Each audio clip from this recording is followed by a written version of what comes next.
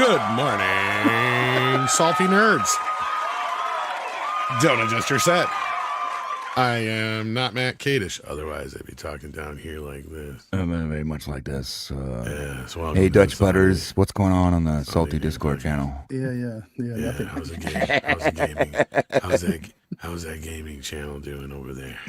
Yeah. You know, what are you guys talking about over there? This is interesting because technically I shouldn't have to say anything because Tom is hosting and Brian is producing, and I'm just gonna sit here. He's just chilling like a homie. I'm just doing my normal Ed McMahon impersonation when Kate is just here. You know, I'll say something dumb every once in a while and embarrass myself, and we'll be fine. Should be. See, he's setting himself up right now. He's like, That's right. I just want to make it very clear. I don't want to actually do anything here. That's it. Well, I was going to like push the buttons on the side, but then you came in here and said, "Oh yeah, I can do that. It's fine." It's like, get the fuck out of the way. And Tom was over here. Tom came in 10 minutes late and said, "Well, what are we talking about today?" Exactly. And I'm like, I know some Superman shit that Kate is. All honesty though, Brian showed up naked. He did. I did. And fucking flashed us. Well, so I just got out of the shower and I'm like, you're in the shower, you're enjoying the shower, and my phone is up on the magnetic thing, and I'm watching like Asmongold or something, and I'm just enjoying myself, and then I see the time, and I'm like, oh shit, it's 9:59. I'm like, oh. And so I literally ran in here naked, and I was like, he's getting like, dressed. Just a minute, guys, and then he's like running around naked. And, yeah, no, it's been a morning. We may have some other nerds join us. We'll see. We Mikey, will actually. Of course, is in the chat. He's more than welcome. I know he's busy though, so chances are he can't. But Hey, speaking of that, Tom, can I break in really quick? I want to thank Eric Wimberg for his one Dutch Butters obligatory Salty Nerd podcast membership that I received.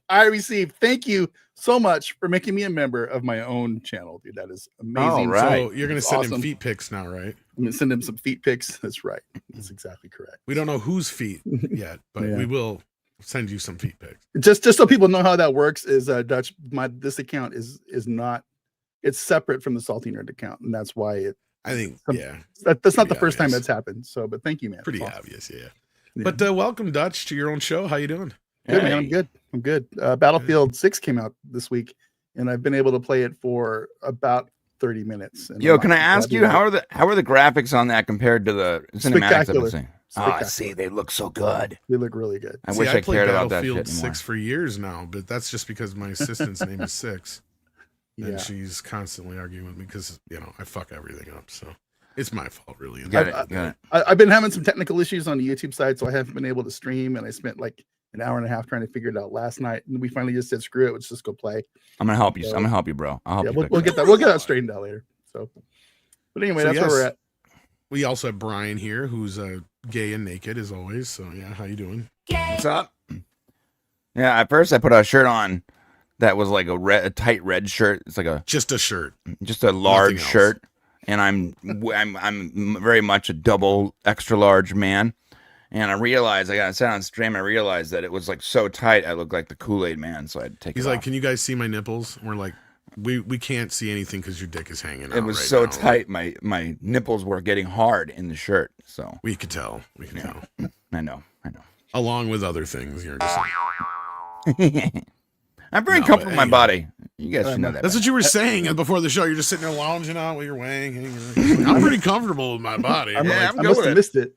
I have no issue with this whatsoever. But good morning out there. Yes, let's say hello to the folks in the chat. We got Jillian H., who gifted 5 Salty Nerd Podcast memberships as well. Yeah. Thank you for that, Jillian. I don't know if you want to bring that up on screen, Brian.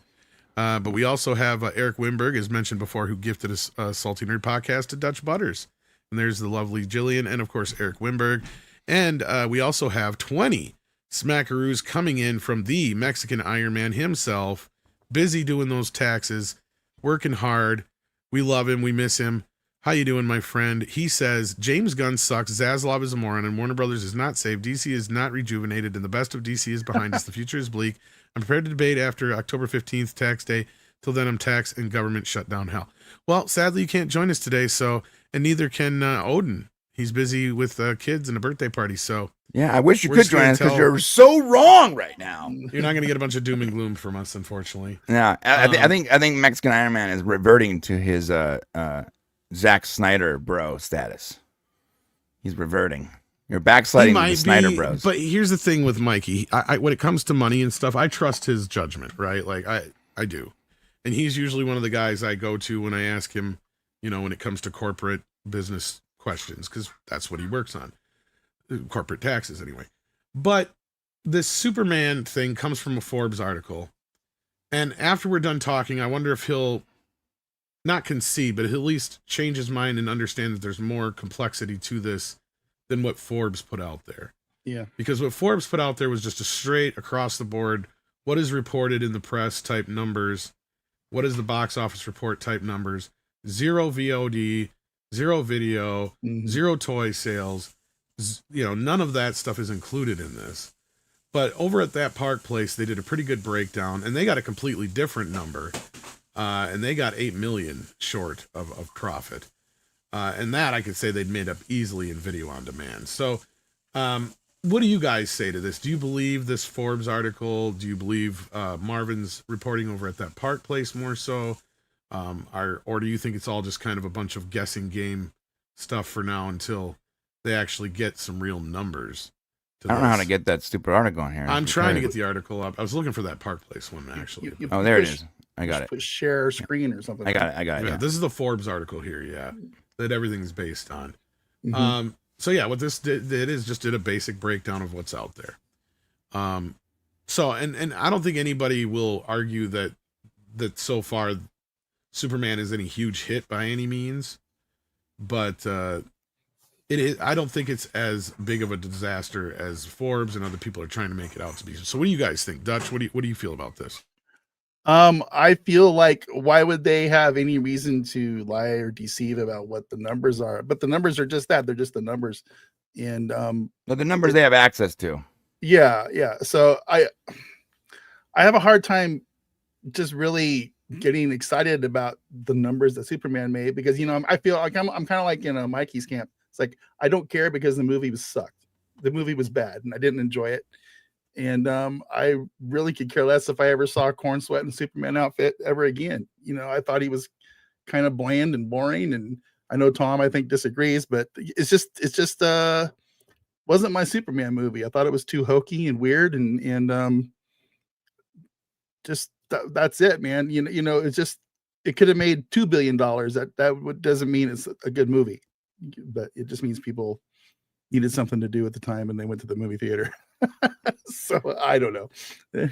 Yeah, obviously I disagree with you, but yeah, that's because I think you guys are both. It's subjective. Skills, so yeah, it's subjective. But the thing is this, and this is where all I gotta say about the numbers is these are the same exact estimated numbers we saw back in July. These numbers have not changed. They don't have once again they don't have the numbers. The estimated marketing budget of $125 million. That's all estimated. They don't have the access to that actual figure. What the only number they have actually access to is the ticket sales. And the ticket sales was what, 600 million something, right? So you add all that together and just by numbers here, right? So it was 1,650 million. Well, they go, with an estimated production budget of 225 million, an estimated production budget of 125. What Forbes fails to do is leave out the word estimated, because Variety did put in the word estimated. Forbes just left that word out. And Brian, I'm sorry, I have to interrupt you because I just found out something about this article. So when you read it, right, it says according to the numbers. A normal person is going to look at that and go, oh, these are the actual numbers that right. They got from the studio. But no, if you notice the numbers in the article has a link connected to it. And if you click on that link, it goes to a website literally called The Numbers. That's right. The name of the website. So it's quoting another website, not actual box office numbers. That's actually well. To be fair, now the numbers is accurate as far as what they brought in the box office, right? Yeah. But my point and some of the points that Marvin was making in the article was that this Forbes article is just doing a complete surface level, like breakdown of what they feel like the movie didn't make. That's what I was getting at, though. For anything else, right? Like, so there's tons of other things. They have estimated production budget, estimated marketing budget, and they have the actual figures for what the movie made. And they don't actually know the actual complexities of the marketing, licensing and all the other things that could have put. So you can objectively say, I don't like Superman, or you can subjectively say, I don't like Superman, or you can subjectively say, I like Superman. But what you can't say is that it was objectively a flop or not, or didn't make the money that the studio wanted to make. We don't have that information. Yes, I like the movie. Tom liked the movie. Sure. But that doesn't mean that it was a success, but that also doesn't mean it was a failure. We have no idea the numbers behind WBD. And I do know this. I invested in WBD when they announced, when I saw the first trailer for Superman. I invested at $8 and I sold at 22 the other day. I'm good with that. that was a good investment for me. I'm happy with it. First of all, you have to take into assessment that like a lot of people like to compare this to the Snyder regime. That's the thing. First of all the people that were involved with any of that stuff prior to that are no longer involved. So they're not really comparing this to that before, because they know this is a different environment now. The superhero movie craze is over. These movies aren't built to make $1 billion anymore. I don't think that they expected this movie to make $1 billion. Did they expect it to do better? Yes. I'll be the first one to admit that they would have much rather this film be much more successful than it was. But what they do have is that this movie underperformed overseas. It did not underperform in the US. This is the other thing nobody is pointing out. It almost overperformed in the US compared to most of these superhero movies as of late, especially if you go back to everything except for Deadpool and Wolverine. And if you really want to get real technical, you can go all the way back to Spider-Man No Way Home. And those are the only two movies that come anywhere close to how well this movie did domestically. And nobody's talking about that but me, pretty much. And people forget that domestically, that Warner Brothers or whatever studio that's running it, they get to keep 50% of the box office and more or more on the opening weekend, right? So like overseas, it's a crapshoot. It could be anywhere from 30% of the box office to just a flat out rate that a certain region pays you to distribute that movie in that area. So regardless of what the box office is in outside the US, they made either set amounts or they get only 20 to 30 or 40% tops, if that, in most of those markets. So that's not even an apples to apples comparison to the domestic market. And I compared this to a movie like F1, because everybody's saying F1's a huge success, right? Well, guess what? Warner Brothers paid out of their pocket $200 million for the distribution rights for F1. That movie did almost as well as Superman, but majority of its money was outside of the US. Inside the US, Warner Brothers made less than $200 million on that movie. So they technically didn't even make their money back on the movie in the US, but they're lucky it did so well overseas. So somebody could sit there and argue, yeah, they scraped by with a profit once you figure in video on the video on demand and home video sales that they do get, because Apple has streaming rights to it. Once that's all taken care of, will make a little profit on it. But that same situation they're sitting in with Superman, only the difference between this and Superman is F1, they flat out just paid a $200 million checkout for that. As Script Doctor and others point out, nobody in Hollywood likes spending their own money. No studio actually spends their own money. All this stuff is borrowed against stuff. They've got deals and all this stuff. And I always point this out, even with the Disney movies and stuff like that we dislike, a lot of these things are prepaid for a lot of times. Lionsgate's most well known for this, where they'll prepay for shit a lot of times. I hate to point out to people, one of the most profitable movies of the last year was that Crow movie, because it was all pre-sold, prepaid for. They got a streaming deal for it. It didn't matter that it flopped at the box office. Right. See, so that's kind of how this stuff works sometimes, and people don't understand that.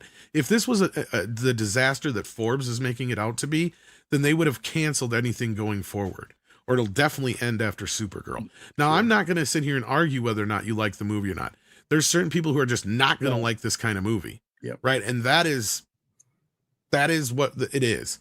But if I was David Zaslav or any other head of any other studio, and you charged me with somebody who do I think is the best person to run a DC Studios, my list would have went as followed. It would have went James Gunn, Jon Favreau. Those are the only two choices, as far as I can see, who can fucking handle this shit right now. Agree. So for better or worse, this is what we've got, because there is nobody else really that can handle this kind of shit.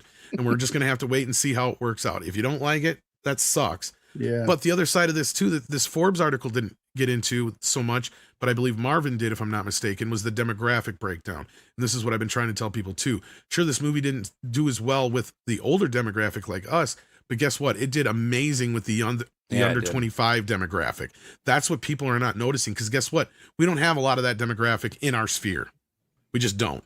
Right. But I know people with kids, they've been buying their kids these toys and all that stuff. They're just finally going on clearance at Targets and stuff. So this isn't like the Star Wars toys that were already going on clearance before the movie even came out, right? This movie's already played its hand, but in the meantime, kids have picked up on this, whether we like it or not. That is things that Warner Brothers has taken into consideration. And I found out from the person I talked to that that's why James Gunn is all over this shit. It's not for us. It's because he's very, very popular with the TikTok crowd and the Instagram crowd and the social media crowd. So we'll see how this goes. From what I've been hearing about Supergirl, it's already done. It's going to be out next summer. Yeah. It costs less. Clayface cost only like $30-40 million to make. So that's going to be nothing to produce. Batman is the only thing that's kind of sitting there, supposed to start filming. We'll see. But yeah, I mean, other than that, what do you think, Brian? Because I mean, you are a fan. Yeah, So, I'm a fan. Not to be biased, like I said, I admit that would Warner Brothers wish this was a bigger success? Hell yeah, and I would definitely feel like they would be upset had they didn't have other movies that would have played this year, because otherwise, this movie would have, if it would have done this bad and nothing else would have done well, they would be panicking. I admit that, but they had Minecraft, they had all these other movies like F1 and some others that did very well for them too. And so on that note, they've been able to keep their head above water. They've been the best studio in the last year. The best studio in the last year. I don't think they're worried. No, I don't think they were either. And I don't know. I'm not sure if we're going to talk about that Paramount buyout, but I think that's we all can smoke and segue mirrors. into that actually. Yeah.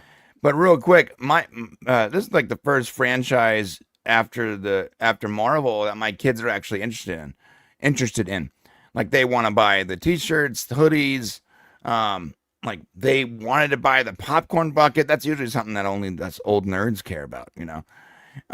They're really interested in this franchise. Like they love Superman, and it was a blessing for me to finally get to experience. Yeah, that's super rad.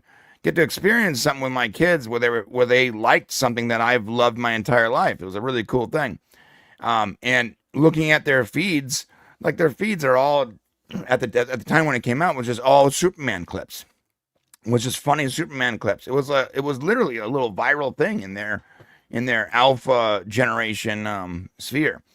So I think that they accomplished what they wanted to accomplish with this. They set up a movie that's setting up other stuff, and that's another thing too about Superman is I think the creations and the all the work they did for Superman is going to help them make Supergirl. It's going to help them make the following movie, the Super Family movie. There's a bunch of other things that they're going to create off the back of these movies. We also have a couple people in the green room whenever you're ready, Tom. Bring them in. I can't see if people are in there. So yeah. Okay. We got Andre and we got Johnny. Yay! Good to see you. Hi guys. You're just in time to give us your take on this Forbes breakdown of not Man of Steel. Sorry, Superman, and if it actually made a profit or not. And then Marvin over at that Park Place did another breakdown where they had a much different take on it. And I don't know if you guys have heard anything of what we've been breaking down here, but we're curious to hear your take on it. Let's start with you, John. Again, every time I see the different sides sort of giving their breakdowns, it's kind of like that magic number that they like to pluck. For me personally, I haven't seen it. I've been out and about all day today, but what's the latest on it? Just to give me the skinny on it quickly. Well, okay. This article basically is saying with the production budget of $225 million and a marketing budget of $125 million, it only made $615 million, which means it was a failure. That's pretty much what it says. Oh, right. Okay. Well, I think for me, in my opinion, I think a studio would sort of bite their hands off at this moment in time to have something that's bringing in that sort of money. We've just had a film released, haven't we, by Disney in the last week or so that's not doing too hot. So I would certainly think Disney would love to have money films that break even. I tell you that right now. Yeah, so that's where we are. Yeah, speaking of that, Warner Brothers has been the most successful studio this year, and not just by the numbers. Like, look at their stock price. The stock price has timed in a half. It went as far as like $20 off of an $8 start last year. So Warner Brothers is fine. I don't believe Warner Brothers is right now is hurting. I think they're happy that they had such a great year in film. I'm not sure about the rest of their business, but as far as film goes, they've killed it, dude. And I find it interesting that a lot of these articles aren't talking about any of that. Like they seem to really dislike Warner Brothers. I'm not sure why entertainment journalists dislike Zaslav and Warner Brothers, but anytime Warner Brothers is brought up, it's brought up in an antagonizing way. It's never brought up in a way that's showing their successes. I haven't seen a single article talking about how Warner Brothers is the most successful studio this year. Not a single one. That's an interesting topic to bring up. You know, I've seen articles in the past how Disney killed it this year with five of the best, but not Warner Brothers. Actually, I think there was one or two, but they were kind of forced to, basically, because of the fact that they're the only ones that have had, what was it, 4 or 5 movies that opened over $40 million at the box office in this year alone, and they're the only. It's weird. I'm not crazy, right? Entertainment journalists really hate Warner Brothers.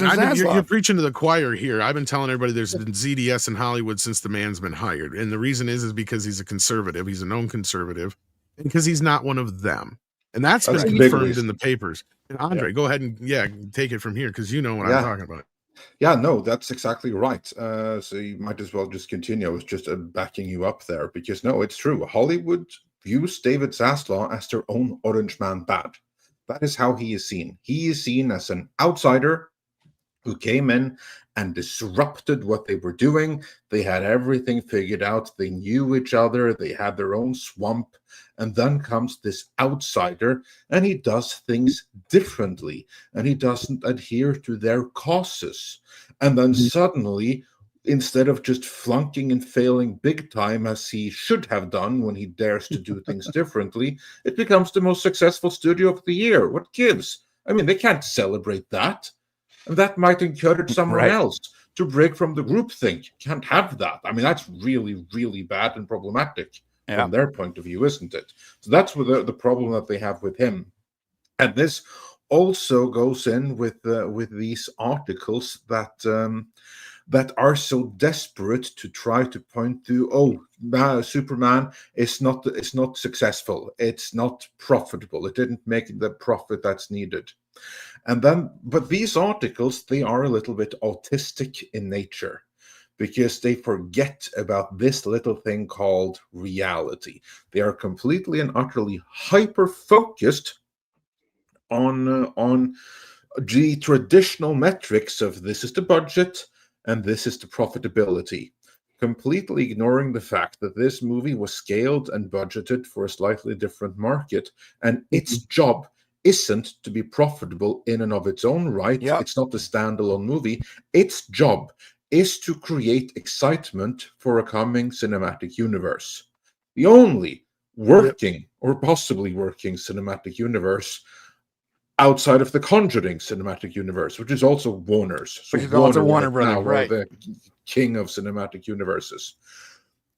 So that was what Man of Steel had to do more than anything else. They don't care about, well, of course, they would like it to be profitable, but the thing that it has to do in an atmosphere, in an era where audiences have turned on comic book movies because they're garbage, and on the cinematic universes because they statistically right now are even more garbage, this movie had to create excitement, and it had to bring in new viewers. It had to get the audience excited for movie 2, 3, 4, 5, 6. That's what it had to do. That's its measure of success. I mean, it doesn't help one bit if it's successful in and of its own, if people don't like it and they're not interested in coming back for more. So what you're saying, Andre, is that Superman's main job was to lay a foundation for the DCU. Correct. This should be absolutely obvious. The issue that I have with it is that the foundation it laid, I think they got the mix of the cement wrong. You know, and that's fair. That's fair. That's an argument that you can make. But the actual box office is that domestically, this movie is doing exceedingly well. Internationally, it is not underperforming any worse than anything else. it outperformed this year's Marvel movies at the international box office. So this was what they really latched onto. That, oh, it's underperforming internationally because of Trump, and it's all bullshit. Mm-hmm. Because if that was true, nothing would have worked. Nothing would have fared well internationally, and that's clearly not the case. And also, when you compare to other comic book movies, it's doing better than all of them internationally as well. So this movie, adjusted for the fact that we right now are in a very different market where the audience has turned on the entire genre because it imploded of its own, under its own weight and under Kevin Feige's policies. Under those conditions, it's doing as good as it possibly could have. Right. That's the reality. Someone in the chat said marketing did Superman, kids get Superman lunchboxes this year. I'm not sure about lunchboxes, but I bought my kids like 4 hoodies already. So yeah, I'm going broke on Superman merch, dude. I think one observation I had, was when Fantastic Four was coming out, everything I saw at the time was Superman. Oh, it's terrible. There was a massive wave of things I was seeing online of, articles. Superman movie is bad. There's something wrong with the Superman movie. Fantastic Four is brilliant. There was very little negative press from the usual suspects about Fantastic Four. And I thought that was quite telling, which you're right. It leads into the fact, let's give Warner Bros. And Zaslav another kicking. To give you an example, before I turned up here, a neighbor came out to me, knows I'm a comic book fan. And he said, oh, I watched the new Superman movie the other day. And I went, oh yeah, what do you think about it? And he goes, I really enjoyed it. And he said he's a Christopher Reeve fan. And of course, it was never going to be as good as Christopher Reeve in his mind, but he enjoyed it. It was an entertaining movie for him and his kids. So in my view, it's done its job.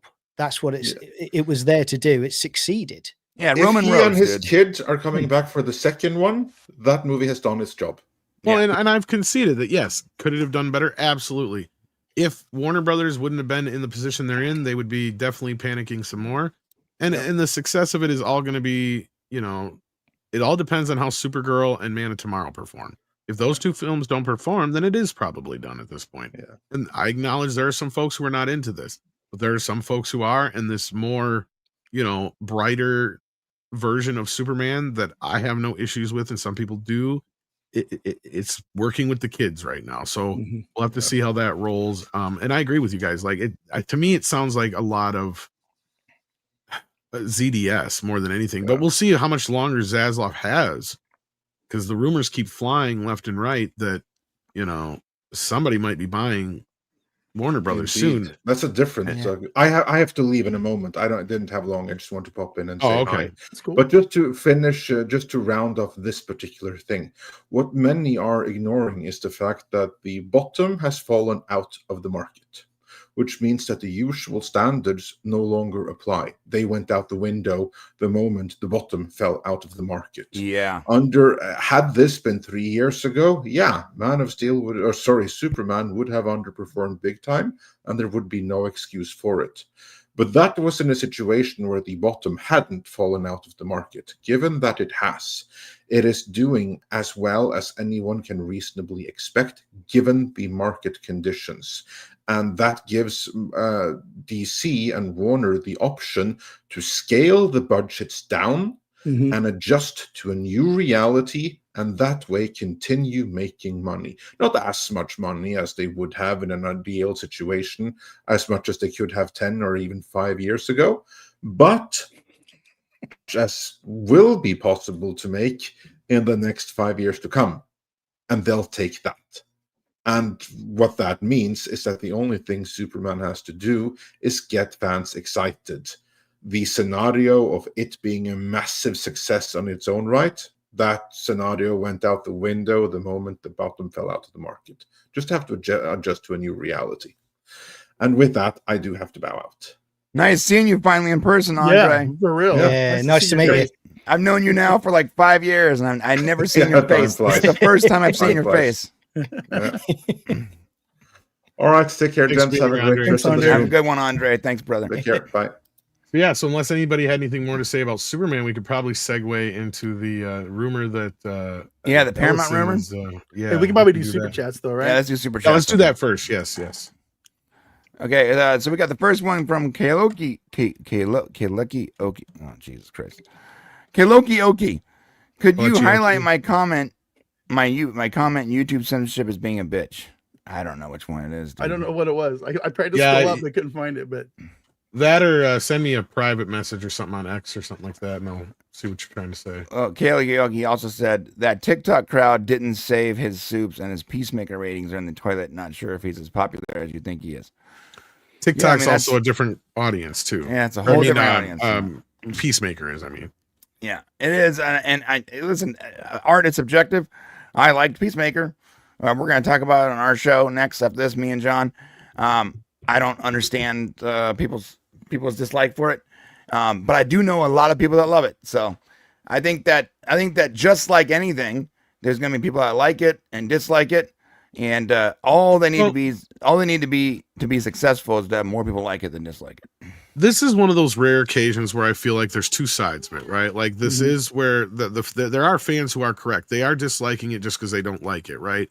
I don't think anybody's being racist, misogynistic, this, that, or the other, because there really isn't a whole lot of woke shit in either Superman or Peacemaker. Even with the stuff with Earth X or whatever that people are talking about, I didn't see it as bad as everybody else did. But the problem is James Gunn is not helping himself. So I understand people feeling that way. I also understand people not liking Superman, and it has nothing to do with anything other than they just didn't like it. Yeah. Right. But you also have the other side of this. Yeah. Well, you also have the other side of this where the media is clearly playing against this movie and David Zaslav. You have a whole regime of people like the Snyder Bros and stuff like that who have a clear agenda against this stuff. So there is so many different factors playing. I don't think there's ever been anything like that. I even said it before. I don't think there's ever been a movie that's been under this much scrutiny since maybe one of the Star Wars sequels, right? Like this is just insane. So, yeah, and they knew that was going to happen when they started making this thing. They knew people were going to be going crazy over this. I'm sure they'd be happier if Peacemaker would be doing better right now, but at the same time, Peacemaker never really was as big as like a Superman or a Batman kind of thing. With Peacemaker, they had to have known that they were making that thing for a really small niche audience. It's very rated R. It's about it's made for me.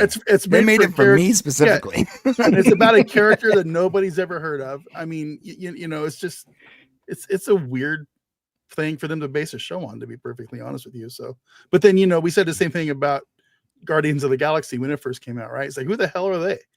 Nobody gives a shit about these guys, but yet it blew up, and it was because James Gunn, you know, put his magic on it, and that's what they're probably trying to you know, recreate. You know, that's what James Gunn does.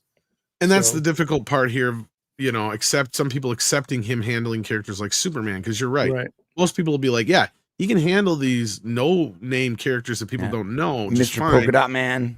But a lot of people have an issue with the Superman. And I understand that, but the problem is some people are they're misinterpreting what they remember through the movies and some latter versions of Superman in the comics, the variant versions, especially the Miller version. Because most people forget that Superman is basically what we got in this movie. He's the big blue Boy Scout. He's a very gee golly shucks kind of character. Yeah. He's not as stoic and Jesus-like as they always try to make make is him in punk the movies. rock. Yeah, that's him. That's Superman, yeah. In most iterations, I mean, but yeah. One thing I love about this franchise right now is that notice that we're not talking about the girl bosses or the woke gay stuff. Like we're arguing about whether we liked it or not, whether the characters were good. We're back to arguing about films, nerd stuff, and not like all this hypersexualized, weird, over the top stuff. I really hate the logo on Superman's chest because it does not match the S on that run of comics from 1970 fucking right. You know, it's just like, I like that discourse. We need to go back. Right. I'm happy that we're back to the nerd discourse that is about the content and not about how woke it is. Old school nerd wars. Yeah, right. Bring it back. I'm the first one to tell you I'm not a fan of the Kingdom Come style logo. I've never been a fan of that logo. I don't like it. I like the original S. How dare they put in Mr. Fantastic or whatever his name is and not put in the Wonder Twins and Apache Chief? Mr. Terrific. Okay? I'm Mr. upset. Terrific, Yeah. So. But the thing is, like, there's a lot of people that like that S. So maybe it works. I was able to get past the growing weirdness. on me. Yeah. I liked it in Kingdom Come, but yeah, seeing it in this version's kind of become a bit. Yeah, I expected it in Kingdom Come because it's like the older Superman. It felt weird for me in this one initially, but what I'm trying to get at is the discourse is about the content itself and not about how woke it is, which is nice. I will say this about Superman, the new Superman movie. I did say that I haven't liked it, and I didn't like it. It really wasn't a movie that I would make or want to go see again. However, I didn't want to go walk off a cliff in a thunderstorm like I did after watching that new Batman movie stuff that they're making. It wasn't depressing. It was kind of fun. It was, it just wasn't for me. It was made for, young kids like John. It was definitely for a younger crowd. Like for sure it was for younger people. Yeah. Oh, I said that. But I get you. The Batman made me depressed. Yeah, like I said in my review, I feel like I'm watching a Saturday morning cartoon or this is Super Friends. But yeah, yes. John, I think you wanted to say something too. So. Yeah, I mean, following up on what you said, Tom, I to play devil's advocate with James Gunn. I mean, before you even start, you're damned if you do and you're damned if you don't, aren't you? Really, because you're right. You've got the Snyder Bros who are going to hate it before you've even got out of the gate, and then you've got other people that are going to go, "Oh, it should have been even lighter." So you cannot win that battle. But I think from what he did to balance that and to try and set up something for a universe, it was a good start. I enjoyed it. I thought it was a decent Superman movie. I'm not going to go over the top and say, "Oh, it's the best thing ever," because I didn't think it was, but I enjoyed it as a Superman movie, and that's a win for me. And I will say, just leaning on to Peacemaker as well. Peacemaker's the only thing that I've really wanted to watch for how many years? I've lost count, because of how much garbage we've got over the last few years. At least I actually wanted to tune in each week when it was released on the box. Yeah, that felt good. It felt good, like actually looking forward to a day to watch TV. Yeah. It's weird how much you miss like the standard normal release schedule of a TV show when there's nothing good happening. Either everything is being binge watched that is decent, or it's just so bad that you don't look forward to it. No, I was looking forward to Thursdays. I'm like, yeah, Thursday, 7:00, let's go. Yeah. Yeah, and I didn't care for the first season as much when it first came out, but then it grew on me, and I've actually enjoyed the second season. Now, I haven't seen the last episode, but I do understand some people just not liking this. If you read the comics, that second episode, the last episode actually really works with the checkmates. Well, either way, like my point is that the Peacemaker show is very James Gunn, right? Oh, like, yeah. You can tell Superman is him stepping a little bit out of his element and trying something a little different, a little more mainstream. Peacemaker is him just being James Gunn. But then we had some more super chats here. What else do we have? Yeah, from Celine. Go ahead. The cope is strong. Where is Odin Clapback? Odin was in the chat, and we admit that as box office wise, by most metrics, no, it was not quote unquote profitable. But that's just because of what we have on hand right now. And look, I think it's a debatable thing. Was it a failure? I don't know. It's definitely not a flop. In the words of Kolokioki, wouldn't call Superman a flop, more of a disappointment. There you go. Okay. That I can agree with that, or I think that most people, even if they're fans of the film, can agree that Warner Brothers and the rest of the crew probably would have been much happier had it done better. Yeah. I think it's not a flop. Have we ever talked about how much the effect of the modern movie audience has on this kind of thing? Because I don't think as many people are going to the movies as they used to. That's true, but I think if this movie came out 10 years ago, it would have been $1 billion movie. No, that's a fact though. Like movie audience, my brother did a whole investigative report on this. Movie audience has shrunk from 2 years ago to this year by 50%. Yeah. That's an incredible amount of audience shrinkage, and that's across the board. That's not just Superman. Well, but what Dutch just brought up and is kind of a point to, and not just dump on the Snyder fans, but this is what was always said about that initial launch of the DC universe. It just could not manage to make the money that Marvel was making, even at the height of Marvel. It's still the biggest successes they've had are mainly Aquaman. Really. I mean, if you boil it down, that's the one came out movie, 10 years ago. Yeah, that you can point at and said it was extremely profitable. The rest vary. And again, most people don't realize that the movie that killed this whole thing, because there was a Superman movie 10 years ago, Dutch. It was called Man of Steel or BVS, depending on how you want to get to it. And BVS didn't even manage to make $1 billion. And that's where Warner Brothers said, okay, hold the phone here. We got a movie with the two biggest superheroes in the world, not just in the DC universe, in the world. In the world. Right, let's be real. Most people recognize Superman and Batman hands down. Right. So that being said, there was no excuse. At the height of the comic book craze, in the most memorable, most known characters on the planet, couldn't make $1 billion. So on that note, like, is this Superman for everybody? No, but it's also the antithesis of what we got before. So now it's just time for the other set of fans to get their shot at it, I guess is the best way to look at it. And if it works out better for Warner Brothers, that's what they'll stick with in the long run. This is also cheaper than what Zack Snyder was doing by far. That's what a lot of people are not acknowledging, because especially when you add in inflation and all that business. Because Man of Steel alone cost over $300 million. BVS was closer to $500 some million. People are forgetting that. The Flash is known as one of the most expensive movies of all time.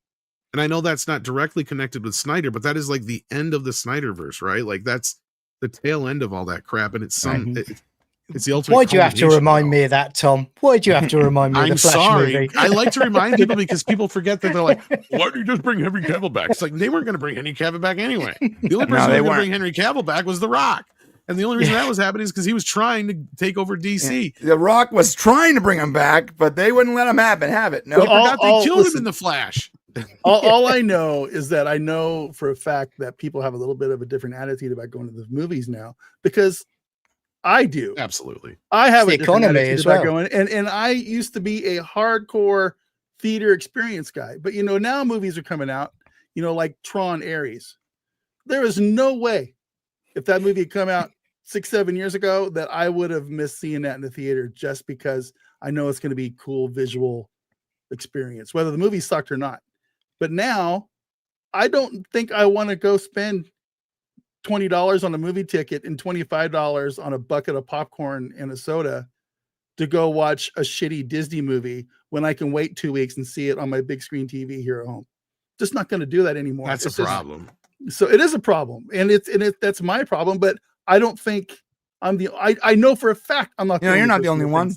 No. They shot themselves in the foot with this like 3-week release schedule bullshit. Yeah. There's the fact that at home I have a much better system or setup than most theaters. That all those things are true and relevant, but the things that always buck against that notion is when you drop like that K-pop thing that came, Demon Hunters thing. Yeah, right. That thing was already on streaming. Should have been on theaters.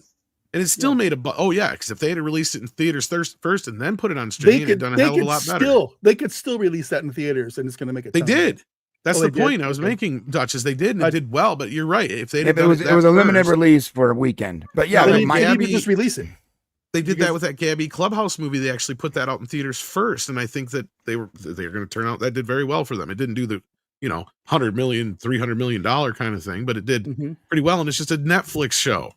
Yeah, the K-pop Demon Hunters did well with people that had already seen it multiple times. Still went out to theaters to watch it again. That's my point. Yeah, when I go to the studio and I walk in there and I sit down and Kadish looks at me and he takes his things off and he goes, "Hey, did you watch K-pop Demon Hunters?" And I'm like, "What the fuck are you talking about?" He goes, "No, no, man, it's really good. I watched it like 3 times." He's like, I exaggerate a little bit, but that's a true story.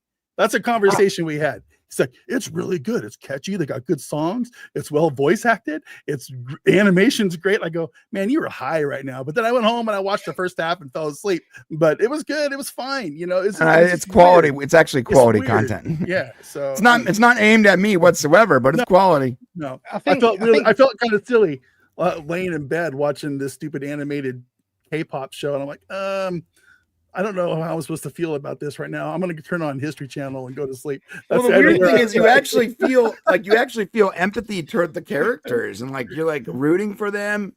And it's a weird experience because like I know this is not made for me whatsoever. This is not the kind of, but it's still at the end of the day, it still pretty much is the hero's journey. Yeah. And I think the hero's journey is always something that especially our crowd, can get behind, Yeah, even if it's in a weird format that that's not aimed toward us, you know. Right. We should probably let Tom move the show along before a little bit, just a little bit before Extorka well, the chat pops up. I actually joked before the show because Matt sent us like 6 stories. I'm like, well, we'll get to about 2 of them. Funny and Dark says, Brian, I sent you a SG1 parody vid using Sora. So there you go. Check that out. From Where Funny did you and send Dark. it, man? I couldn't find it, buddy. If you could tell me in the chat. Yeah, let us know in the chat. And then Jeremiah Hambry, members chat, 7 months. Thank you, remember, brothers. He said that is what John Camp said. Campia, I think he's Yeah. Is that this movie was set up for other movies that if it made profitability wasn't the point. It's bringing people in. Yeah, I mean, it is the point, though. It does need to make money, but it didn't fail. Like it's not like the movie made $200 million, right? Yeah. Right. John Camp. Yeah. All right. Let's move on, man. That's all the supers. Oh no, there's one more. I got one more. No, I got 2 more. My bad. Ghost Army. Superman's lost money. It's a flop. $42 million loss. Okay. Right. Thank you for that statement, Ghost Army. Thank you for the support. Well, that may be true according to Forbes, but then you got that Park Place who says it's only like 8 million to 12. So yeah, interesting how no one has all the information, huh? Valentine Puppy for $5. Does it have to be worldwide? Superman is American. To be highly accepted in America is success. It was a good popcorn American, hopeful, bright vision. Sure. Yeah. Well, you may be late to the. Go ahead, John. Sorry. I was just going to say, to answer that as a Brit, to an extent, I think what you're saying there, if I've got it right, is kind of how I feel from growing up. When I grew up in the 80s with the Christopher Reeve movies, it wasn't made for a British audience. It wasn't made for a British audience. It was made for an American audience, right? But it was loved around the world.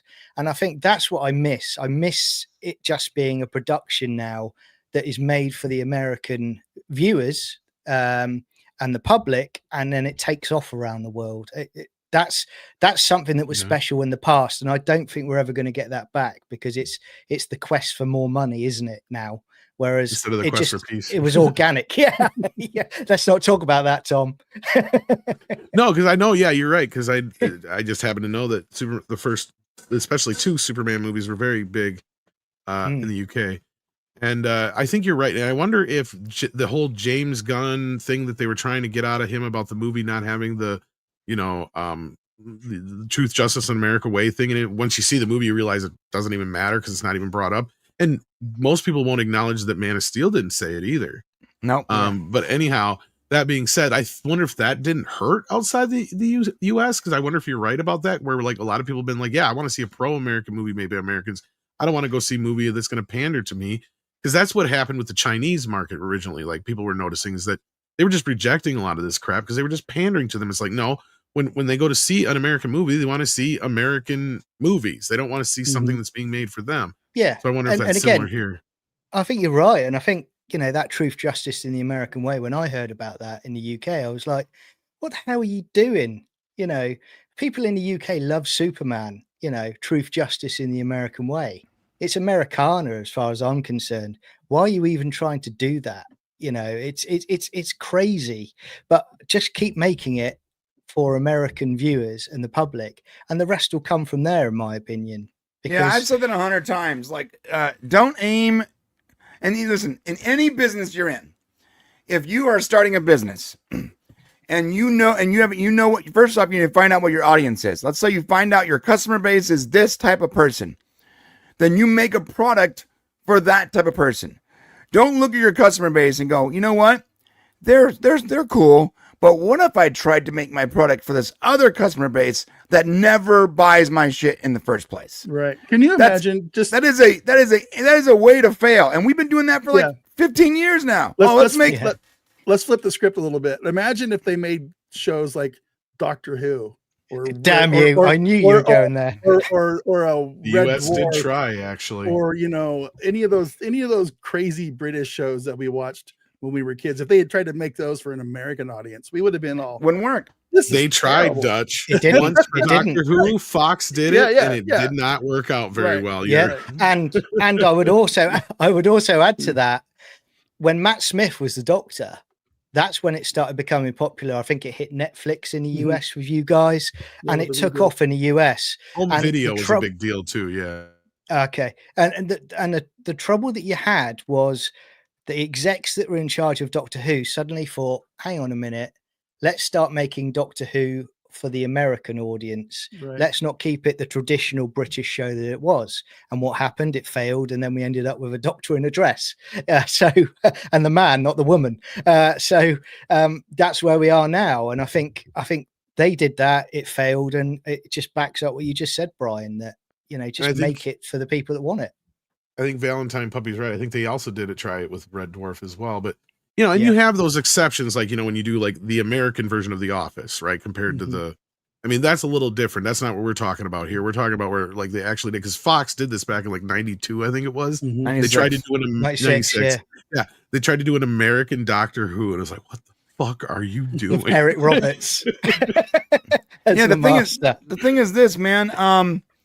Like and we've had this conversation. Like a lot of these movies and TV shows are very much being geared, until recently, being geared to, like, let's say the LGBT, which is a tiny percentage of their possible audience.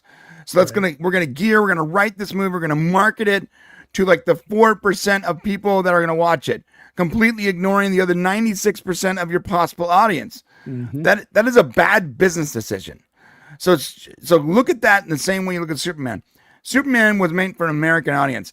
If Americans like it, and you know what? One thing that Americans are good at is exporting culture.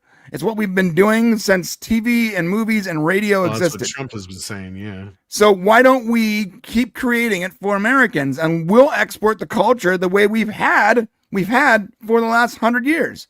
I'm not sure why you would make it for a tiny percentage of your global audience versus the audience that is going to push it into the every corner of the planet. It makes no sense. I think that this movie was made generally for an American audience, and I think it'll filter down. The sad part, Brian, is, and that's what I think John and I were just talking about, is unfortunately, it wasn't sold as that. And you can blame Warner Brothers, you can blame James Gunn for that. I totally give that. That's all on their shoulders. I blame the general culture of the last 15 years. Could very well be all those things mixed together too. My point was, that I've been saying since the start, though, is that this movie didn't underperform in the U.S. See, that's what people aren't talking about, is that in the US, this movie either overperformed by expectations and it did better than the last few Marvel movies by far. So that's what people aren't acknowledging. I mean, even our good friend Odin in the chat, I would love to have had him on here just to bring that kind of point up. And like I said, brought up my comparison to F1, because everybody's saying how much of a success F1 is, when I'm like, how is that such a success when Superman's a failure? When Warner Brothers spent damn near the same amount of money on both, and both brought in the same amount of money. The only difference is one is mostly outside the US, being F1, mostly is in the US, being Superman. What movie do you think they got to keep more money on? Because we all know the answer to that, the one that's in the US. So that's the thing. F1, I will say, is a success. Also, at the same time, I will say that Superman did what it needed to do. Was it a success? That's debatable. Was it a failure? Fuck no. Right? You could say it's a disappointment. You could say it's a rocky start, however you want to put it. At the end of the day, I don't think anybody can really argue that much of it, because you can say it was a failure on certain levels, but without knowing all the things we know, like Brian and I have been saying too, I don't think you can really get a good assessment on that. It doesn't matter. The success is going to be whether or not Supergirl performs, whether or not Clayface performs, and whether or not Man of Tomorrow and Batman and Wonder Woman perform. That is all that's going to matter from here on out. And if those movies don't perform, it's all done then. And not only is this done, the superhero movie crave is done in general. Because here's the problem with Marvel on the other side of this, and the other thing I keep pointing out, is that nobody's talking about how much of a disappointment or failure the Fantastic Four was at the end of the day. And they're also not talking about how Disney is spending the most money ever on a comic book movie in the history of comic book movies on their next film. I'm not talking about Spider-Man either, because that's Sony production. That's going to be done and over with and out in theaters well before Doomsday does. And Doomsday might be an aptly titled film, because at this point, I wonder if it isn't going to be Doomsday for Marvel. Because the movie alone already we know is going to be $200-300 million just for the cast and directors. Oh That's my not gosh. counting the film. There's like 50 people in this movie. Like there's like That's what I'm 50. saying. that you don't care about. That, you know, what was it? The Infinity Saga. Shang-Chi. What was it? Yeah, exactly. 10 years we built up the Infinity Saga because we were invested in those characters, Tony Stark, all of them. Now we've got a load of them that's going to be in this movie when it turns up that we don't give a stuff about. So we're just going to be cheering on every single one of them getting wiped out throughout the movie. That's where we'll buy our tickets. You know, crazy. Yeah, it's hilarious. Yeah, I All like right. what Andy said in the chat. F1 was great. F4, not so much. Yeah, so let's keep going with these super chats because I know we got a few more. We got a couple more. Is there more? Oh, yeah. Did we get them all? No, we got There's one more. Fleckyoki, I think, is the next one who says, wouldn't call Superman flat. We got that one. We got Brian. Yeah, we got that one. Okay, I think there's one more. just Yep. one more here. Funny and Dark. Funny It's and on my Dark. channel and Xpod on your page. Oh, okay. I'll check. He's There you talking go. about the Star Trek, the Stargate. Gotcha. Awesome. I'll find All it. right. Tom, you got to change the subject, man. Chat is really pushing. We're it. getting on it. We're getting So on what it. the Okay, so fuck, bring this man? up. Deadline is reporting that there's more talks on this David Ellison bid. And as it takes shape, according to them, there's no clear role for Zaslav, according to the Dish. Exclusive with new contracts for Warner Brothers, motion picture chairs, Michael DeLuca and Pab Amdi signed. That's another story we were talking about. They did get to keep their jobs. And why? Because they've actually done successful films, right? That's why. But basically it says they've been signed, sealed, and delivered, and now David Zaslav run Warner Brothers Discovery is truly poised for a purchase by David Ellison and Paramount. So Tom, I coming off need of you. four- I need you to explain this all to me like I'm 5. That's what I Okay. need you to do. Okay. They're okay. First of all, this is getting very complicated, and I really do wish we had Mikey here now for this, because this is where I really need his expertise to help explain this. Warner Brothers is looking at spinning off the company into a couple different things. Okay. All right. And it Doing the looks Paramount like, thing. yeah, Warner Brothers, the movie department, it looks like might be getting bought up by Paramount. I don't know about the television side of things. That's my assessment so far. I'm possibly wrong on this. Okay. David Ellison made a cash bid. I think I don't know if the initial cash bid was rejected or if they're still considering it, but now it talks like there's been talks because there was other people that did put in bids, but yeah. So I don't know. This is a very complicated thing because no formal offers have yet been sent from PSKY to Warner Brothers Discovery. PSKY would be Skydance. The Jeff Shell and Gary Cardinal advised David Ellison is just biding his time or making a bid for another iconic studio. So he hasn't, I guess, actually made this bid yet. So they're just working this stuff out behind the scenes. So it's a lot of talk, it sounds like right now. And it was my understanding that at one point when Zaslav and Discovery came on board, the plan was to kind of rebuild Warner Brothers, spin it out and sell it off. Make a profit, basically flip it. But there was also rumors that that Zaslav kind of liked being an executive at a movie studio. He kind of liked being a movie mogul, even though the rest of Hollywood said he didn't. So I don't know. But in this decision, it sounds like there is no clear role for him going forward. I've heard an advisory role might be part of it. But other than that, we don't know. I wish I knew a lot more about it. Even this article says the same thing I'd heard, and that is that he might be a strategic advisor. Another version of it I'd heard where he would still run Warner Brothers as a separate studio. See, that's the thing is I wonder, who knows what the regulations are going to allow this to go through. Now, the complicated part of this is, and Script Doctor brought this up to me recently, and I totally forgot about this. Warner Brothers is technically a Canadian company. It's technically not a U.S. company, so it doesn't fall under the same regulations as a U.S. company does.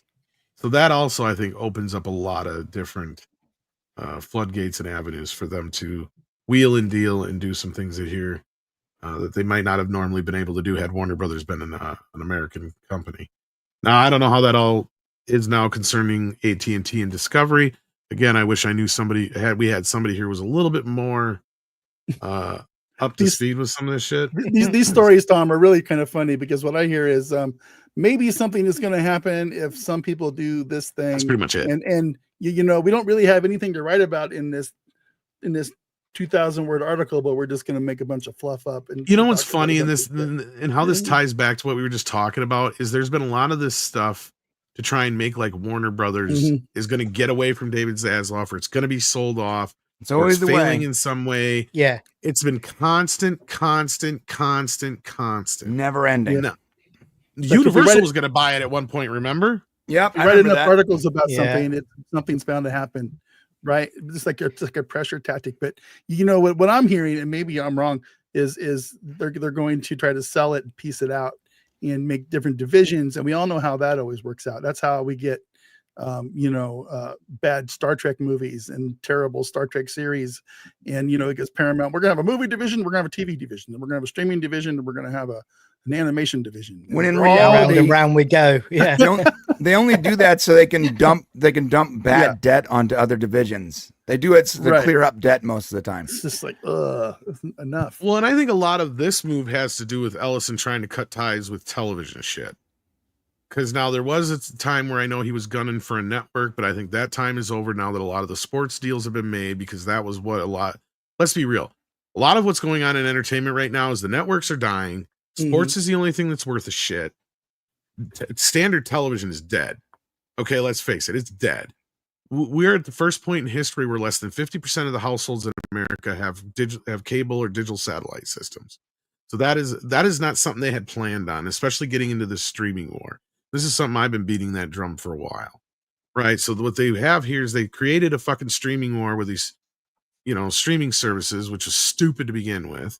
And instead of trying to kill cable and television, which they should have been doing in the first place, which was the actual wounded animal waiting at the side of the road to be picked off, they went after theaters, their actual bread and fucking butter, and they made those less. What we were talking about just a few minutes ago, where, like Dutch said, I don't even want to go to movies anymore, like Dutch said, for whatever fucking reason. It's a million reasons, and a lot of them are their fault.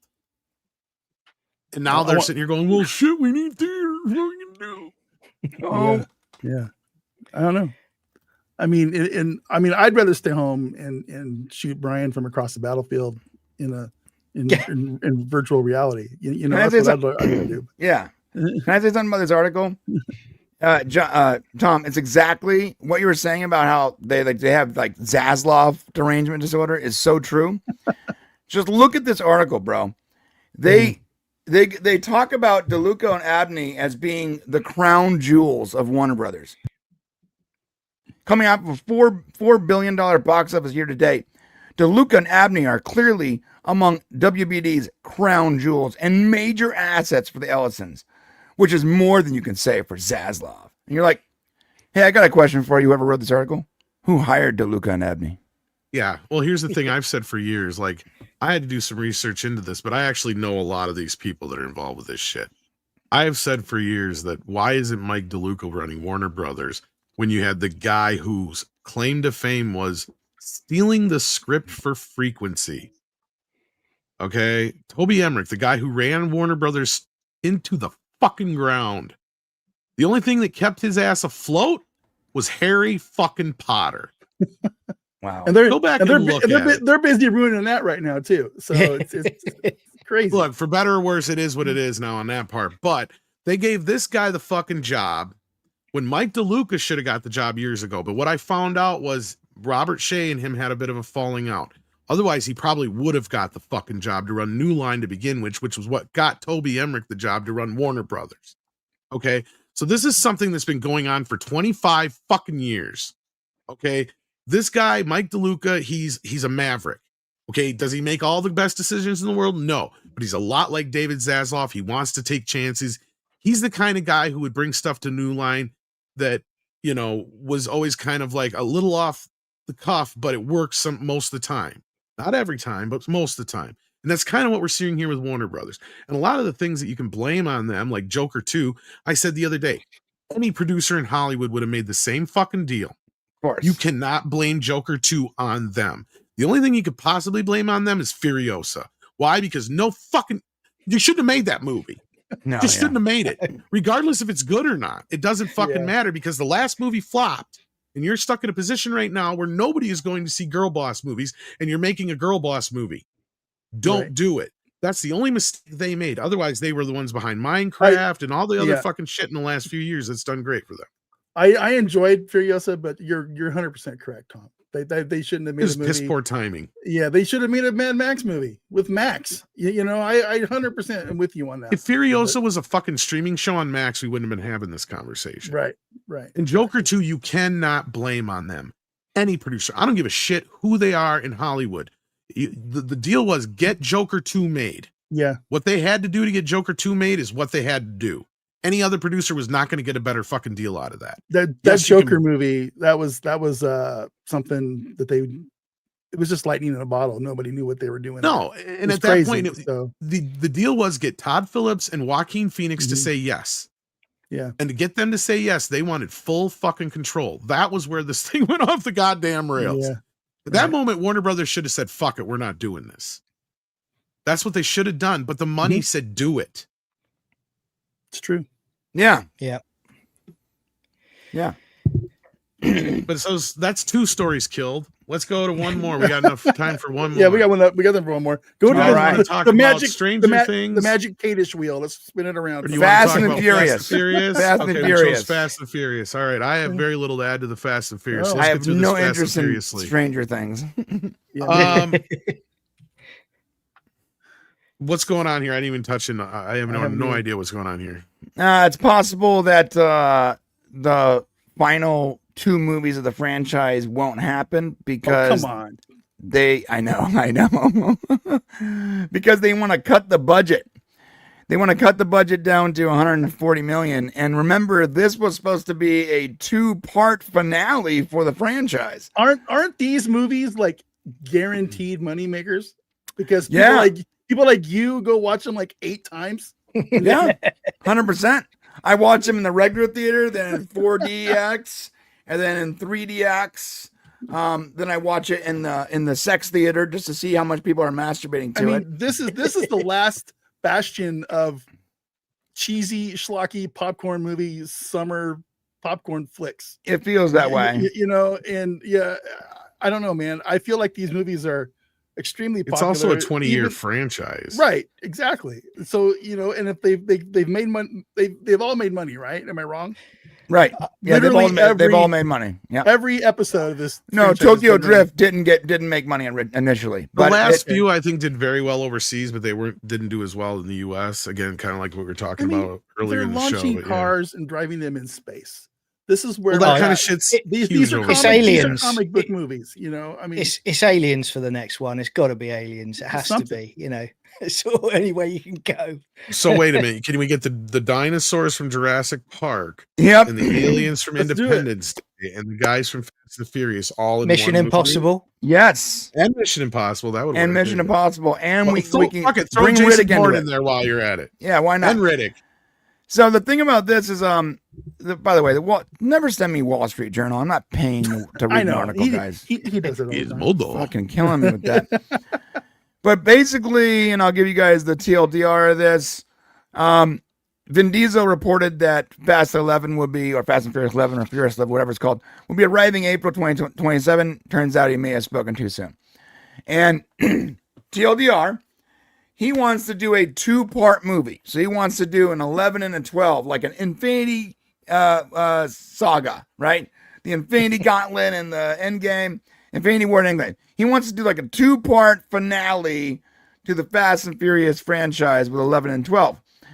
Well, the problem is the studio wants to cut about $120 million off the budget.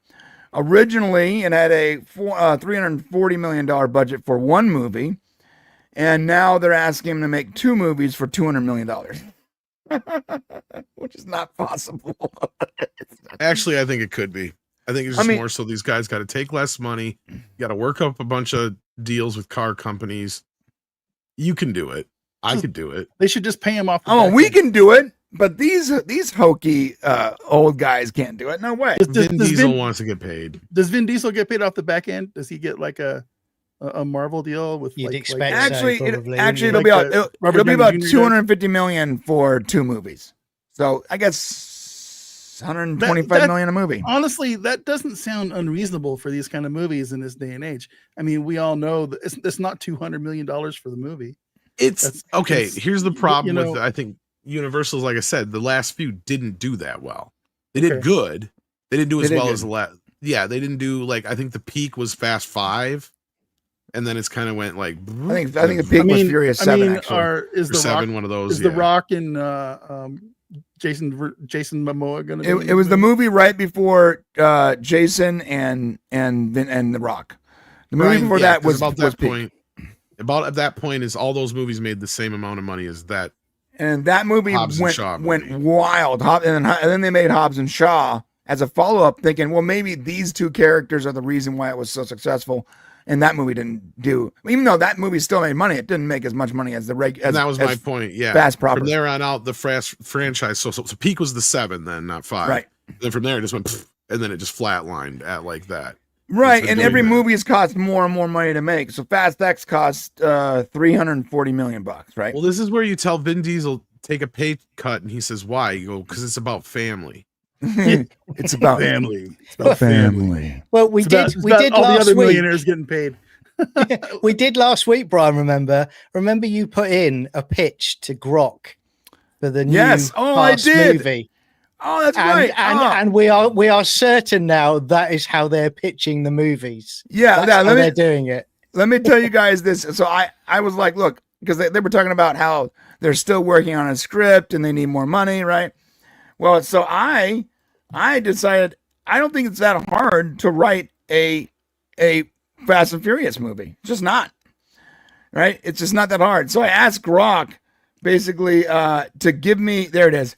How many times can you remake the Italian Job? I mean, seriously. Yeah. Give me a synopsis for Fast and Furious 11, and I'm going to read this to you, and you tell me if this doesn't sound exactly like what the fucking movie is going to be. Following the explosive events of Fast X, where Dominic Toretto and his family face the wrath of Dante Reyes, the vengeful son of drug lord Hernan Reyes. The stakes are higher than ever. In Fast X, Dante orchestrated a devastating plan, framing Dom for a terrorist attack. But in Furious 11, Dom and his crew fight to clear their names and protect their family from Dante's relentless vendetta. With the agency now under AIM's corrupt control, Dom, Letty, Tej, and Roman and Ramsey go off the grid, forging uneasy alliance with old foes like Cypher and new players, including a rogue hacker, with new ties to Giselle's shadowy return. As Dante escalates his attack, using advanced tech mercenaries and mercenaries to hunt the crew across the globe, from Tokyo's Neon Streak to Rio's Falavias, I can't say these words. Yeah. They lead a rescue mission to save Brian. One last time, one epic finale, the Fast saga where the road ends, but the family endures. Yeah, fantastic. Wow. Best synopsis ever. And you know what? That's exactly what the movie's going to be. This isn't that hard. The same plot for every movie, just like Kelly in the chat just said. Yeah, so, yeah, I get it. It's great. Falafels. Did I say it right? Oh, I said it right. Falafels. Yeah. Falafels. Yeah, you had me with the first sentence. I'm telling you. I just told Grok, give me a possible synopsis for Fast 11. And boom, it came up with the perfect story. It's just not that hard. These go to 11. Dude, and Vin Diesel was like, oh, we're still working on the script, we really want to make it perfect. What is taking so long? This is not that difficult, man. You're overthinking it. It's a Fast and Furious movie. Explosions and hot chicks and cool action is all you need. And every once in a while, do something so ridiculous and physically impossible so we can all point and laugh and at the same time have our mouths open. This is not that difficult. Like a fucking Pinto in space. You do realize Or a Disney gremlin. looking at this right now and just going, yeah, good idea. This time they have the ultimate challenge. It's about family. We're going to jump over the earth. I live my life 1/4 mile at a time. Isn't Vin But I Diesel- also flew a 1989 Gremlin into space using duct tape. Yeah. Isn't Vin busy working on that one movie that we all are clamoring for, The Witch Hunter 2? Dude, Isn't Vin that what isn't he's doing doing? anything but this movie. No one's hiring him No. unless he's doing voice for Groot. This is the only movie he's got. Groot. I am Man, I am Groot. Yeah. I just think it's really funny because if you remember how that movie ended, like it ended on like a major cliffhanger. It was totally meant to be like the Empire Strikes Back of movies. It wasn't meant to have like an ending, a conclusion. And the fact that if Vin Diesel, who is famously very arrogant, can't rein in his pride enough to make this movie, we legitimately just might not get a conclusion to one of the longest running franchises in history of cinema. Guys, they are making a Last Witch Hunter too. Yeah, Michael Caine's in it, isn't he? Is he coming That's out wild. of retirement? I did not know that. I was making shit up. But yeah, I'm looking at it right now. It's in development with Michael Caine. Yeah. And Vince and wow. Okay. Okay. A family member needs a new house for Michael Caine. Right. Needs to buy a new car. I hunt witches. Isn't he like 95 years old now? How do you know she's a witch? Well, she turned me into a newt. I got better. Bloody dolls. Well, that what was we got fun. for super chats. Anything new? Oh no, not new yet. So. All right. Was there any more stories you guys want to touch on? We could talk about DiCaprio. We can talk about Kevin Costner. Well, we're just kind of winging it today, right? So yeah. Oh, there's also that news that did drop. That's interesting. That Jim Caviezel will not be reprising his role as Jesus in the resurrection of the Christ. I don't know if you guys heard that. So How they're does looking that for work? a young Jesus. They're looking for a young new Jesus, I guess. Oh God, that movie's gonna flop so Pedro hard. Pascal. No, it's Timothy Chalamet for sure. No, man, it's that young blood dude. Nah, that might work, Timothy Chalamet. But You know what, dude? This time it's personal. Let's just go with Michael B. Jordan. You want to do it, Hollywood. You know you want make it to a musical then. make it a musical and make it Michael B. Jordan. Call it a day. Told you I'm coming back, y'all. You know what? No, fuck it. Make it Zendaya. It's going to be Pedro Pascal, No. isn't it? Y'all wrong. Make it that chick from Wicked. What's her name? Oh Cynthia yeah, long Erivo. nails. Yes, Cynthia Erivo is Jesus again. She's playing the role again. There you go. Timothy Chalamet and whatever his name is. He might actually be good. Yeah, so that's the he's problem. already you he's can already joke about playing Timothy. He's already Space Jesus, right, in Dune. So I mean, just bring it The down. only to good part about Dune is He'd be what all right. I'm concerned. He'd be all right. Yeah. But all right, otherwise there's Crossover. Kevin Costner and there's conservatives against DiCaprio. The Stranger Things costed a butt ton of money. Yeah, I don't even know how they're gonna make. The reason I don't care about Stranger Things is like these kids are now like full on adults 25, 60 with like years old. children. Like, you know what? If they wanted to make Stranger Things, they should have just burned it and just made 5 seasons back to back to back. Haven't they been making that for like 20 years? Yeah, no, a long time. Well, this is kind of the problem with these streaming shows, right? Is they have too much time in between. Now, Way for too people in much. the UK, it probably not be as different because I know sometimes the shows over there, sometimes you will have 2-3 years in between a show. But in the US, we are used to new shows in the fall, new shows in the summer for summer replacements. Hell, you even get mid-season replacements and stuff with brand new shows. So we're used to a show only being off the air for like 3-4 months tops. It used to be that way anyway. And then when you got to wait 3-4 years for a show, what the fuck is that? Is that kind of on that line? Is that how they're doing this Harry Potter show for those kids? That, from my understanding, they're doing it every year. They're really young right now. So are they going to age into the different school years? Is that what the plan is? My understanding is every year is going to be a year of school. Yeah. So they're going to be doing it back to back to back to back to back, which is the smart way of doing it. Right. Because Stranger Things reminds me of it. Because I talked to the director of the original miniseries It, that is, that is showed on television. And I told him, I'm like, well, they're shooting the new one now. Because I'm like, have you seen it yet? When I was asking him about it, and he's like, no, they sent me a copy, but I haven't watched it yet. And I said, well, they didn't shoot the kids stuff at the same time like you did. He goes, well, that's fucking stupid.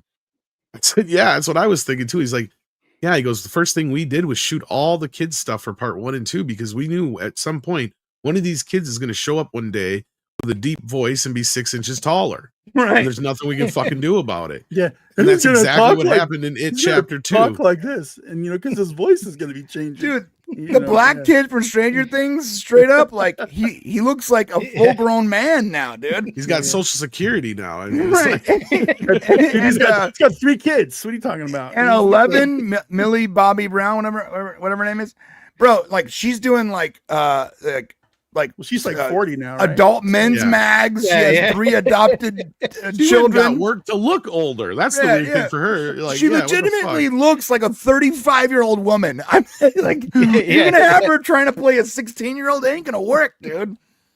I don't know, man. I swear she's the only woman in Hollywood who tried to make herself look older. Right? Because they're always trying to make themselves look younger. She went and got that surgery, like you just said, Brian. She went from looking like a teenager to looking like she's 36 overnight. Overnight, like she just slammed into that wall, dude. Like, And you're like, what the So- fuck did you do? The Just season destroyed two's- your entire career. But I think whatever. they even Season moved, two's graduation. Then that's it. That's what we go to. Straight to graduation. Time out. I'm going to pivot the show, and I know this is Tom's job. Please do. I but don't care. I don't know if you guys know anything about this because I don't. But I just saw this cruising through the internet. I want to know what your guys' thoughts are on this in the chat as well. Sigourney Weaver has met with Disney about a new Alien script. It has a very strong first 50 pages. This is on Hollywood Reporter. Is Ripley coming back? What do we think about that? What could they do? What are your guys' Is it thoughts Neil on this? Blomkamp's script? I 'Cause have if it's no not, idea. I don't I have know. no idea. But Well- it looks like Sigourney is going to go back to the alien worlds. So I don't know. I It's very- I could see it because she has signed on technically with Disney because she's doing the Mandalorian and Grogu movie, isn't she? So Right. yeah. she can do And it. the but again, Avatar it's- is now Disney. Yeah. yeah. So it's So I Sigourney wouldn't put it Weaver is past a him. Disney princess. Apparently. Well, the With Alien attitude. Queen is. Yeah, that's true. Sorry, go Yeah. ahead, John. No, I mean, again, this is just further evidence, if it happens, of the destruction of any decent franchise that is out there whatsoever. Just they will not leave anything alone right now. I think they're deliberately going into my past at this point to try and destroy Well, what I they're grew up. The creatively black hole bankrupt. will be next. They're creatively bankrupt. They don't know how to make anything new anymore Well, without I it mean- being woke and crappy. So they have to keep going back to the bucket. But Yeah. We already have this movie. It was called Alien Resurrection. uh-huh. Right? What are you That's going to do? Unless it is Neil Blomkamp undoing Alien 3, Yeah. I'm not fucking interested. Like, I could care less. Like, Can I you- have a secret love for Alien 3, don't get me wrong, So but do it I. works as a standalone movie. It is Me- a horrible fucking sequel to Aliens. this is Yeah, brand yeah, new. it's a This very stuff, this bad stuff sequel just started to coming Aliens, out yesterday. Says I'm looking at the People article right now. Sigourney Weaver told a New York Comic Con panel that she has had a meeting with Disney regarding potentially reprising her iconic role as Ripley in the Alien franchise. Weaver revealed that Alien franchise producer Walter Hill wrote 50 pages of where Ripley would be now, and they are quite extraordinary. Walter Hill. She last played Ripley in 1997's Alien Resurrection. Then there's a That's bunch of interesting, others, the so- twist, though. Walter Hill, because didn't he write? Wasn't he one of the writers on the original know. Alien? And That's your department, Tom. I have no idea. So I I, remember. c- I can see it happening. I can see it happening. Maybe she'll sing and talk to the alien symbiote. You know, that'll So, be the Are they gonna a musical. Are they gonna start off on Earth? Isn't that where Resurrection ended with her and Winona Ryder on Earth? I don't. Is it going to be a sequel to Resurrection, or is he I have just no going to idea. do like a Blomkamp deal? That's what I'm wondering. Because, okay, so he did write Alien 3 and Resurrection, or at least he got credit for characters. That's what it is, I bet. Because yeah, he did work. Because here's the thing: he was supposed to direct Alien, he couldn't because he took another movie. That's why he's listed as a producer, and that's why the movie was pretty much pre-set up for Ridley. And that's where a lot of people give Ridley credit for Alien, and I say no, Ridley doesn't deserve that much credit for Alien. All he did was pick up the camera and say action. That movie was Right. pretty much pre-set up for him. So that is an interesting twist. It makes me wonder if they're gonna do like a Blomkamp thing where they're gonna undo 3 and 4. I don't know. Let me see. There's more here. She says, Walter Hill is a very good friend of mine, and he wrote 50 pages of where Ripley would be now, and they are quite extraordinary. Weaver said during a panel on the Alien franchise, when asked by moderator Josh Horowitz whether she's had any conversations. So I don't know if it's going to happen, but I have had a meeting with Fox, Disney, or whoever it is now. We were added to Laughter. I have never felt the need to reprise the role. I always let her rest, let her recover. But what Walter has written is, first of all, seems so true to me as very much about the society that would incarcerate someone who has tried to help mankind, but she's a problem to them, so she's sort of tucked away. So the trouble you've got is, like you were saying about Alien 3, Tom. It's not a great movie, but if they try and effectively do a retcon, you're hoping that Disney actually do something that's better than what was before, and the evidence suggests they're just not capable of doing it. So you'll end up getting something worse that replaces it. That's the trouble we're going to have, and I can see that happening. Well, that's the problem. Like I think Walter Hill's not a bad choice, but it's like, what are you going to do other than what Blomkamp was going to do? Because I'm looking here, he did write on Alien 3. And I don't know, let me check Resurrection here. I think it's just characters on that one, but I could be wrong. But I mean, he is somebody who's been attached to the franchise since the very beginning. So that gives me kind of like, okay, I'm interested now, because it's not Ridley Scott. Right. For those who don't know, I have a hard on against Ridley Scott. I'm just not a big fan. So at what point do we reboot this franchise if they want to keep it going? Well, I think they're trying. That's what this new series was about, right? Like legitimately just that reboot nobody it. watched. Well, I actually talked to somebody, and no, he's not listed at all as one of the writers on the last one. So if he does it, it's either going to be a direct sequel to Alien 3 or he's going to undo Alien 3 is my guess. And see, I heard from an inside track that they're really trying hard to make Predator and Alien do this, right? So they got the Predator guys over here working on Predator stuff. You got the Alien guys over here working on Alien stuff, and they're really working towards getting them back together in a franchise. So I don't know what this is. If this is some also ran thing they're working on, because Ridley was really heavy duty into this shit, and now I think Ridley's on the verge of retiring. So I don't know if he's been backing off or what's going on. This is an interesting twist. That's I think, all I know. Tom, what you're saying there about them trying to sort of come together, I'm still sticking to my belief that Badlands, you know, when it comes out, you're going to have a xenomorph turn up in that. I can see them doing that all day long. Good. That it just pops up out of somewhere. It's the most dangerous planet ever, where there's predators everywhere. You know, I can see it. So I think that's going to happen. And you're right. And then you'll get the proper link up, and we're going to do an Alien versus Predator movie, but this time we're going to do it right. Yeah, of course I have very little faith in Disney at this point. So Yeah, I gotta be honest with you. I liked the first. I sort of liked the first AVP. I thought it was fun. Well, that's that one's okay, but it works as an Elseworld. Oh, that's the thing. pyramid under the Arctic. Yeah, it's more of a Predator movie than an Alien. It's more of a Predator movie. Yeah, I actually have a lot of fun with that movie. So yeah, it's a fun movie, and I like Bishop as Wayland. Was it Bishop or whatever? Yeah, it was a nice wink. Yeah, it's a good wink. Yeah. I mean, I think that look, this franchise is promised. This is my problem with Alien. It's too scattered, and the longer we go, the more scattered it gets. Yeah. So Alien and Aliens, proper movie and sequel. After that, it goes off the fucking rails, dude. Yeah, I agree with you. There's really only 2.3 good Alien films. Now, the problem they have here, Brian, is they boxed themselves in by making Alien Earth and Romulus both prequels for no good fucking reason. None whatsoever. Right. Alien Earth especially should not be a prequel. I don't know. If they would have just made it a sequel to everything and made it take place 200 years or 100 years after everything before, I don't think anybody would have gave a shit. Right. Because then at that point, you're free to do whatever the you want. It's like, forget everything else. It's the prequel problem, dude. We either do prequels because we're too afraid of doing an actual sequel. We're too afraid of ruining someone's expectations of a sequel. So we cowardly go backwards in time. And I'll say it right now. Ridley Scott, he has cowardly gone backwards. He didn't want to go forward because there was too much work. It's too much work. It's too hard. There's too many stakes. So let's go backwards. And he's not the only one. Every one of these creatives, they keep going backwards in time, or they go so far into the future where it doesn't matter. No one's making sequels because they're afraid of the backlash if it's poor. Well, Ridley's problem is this.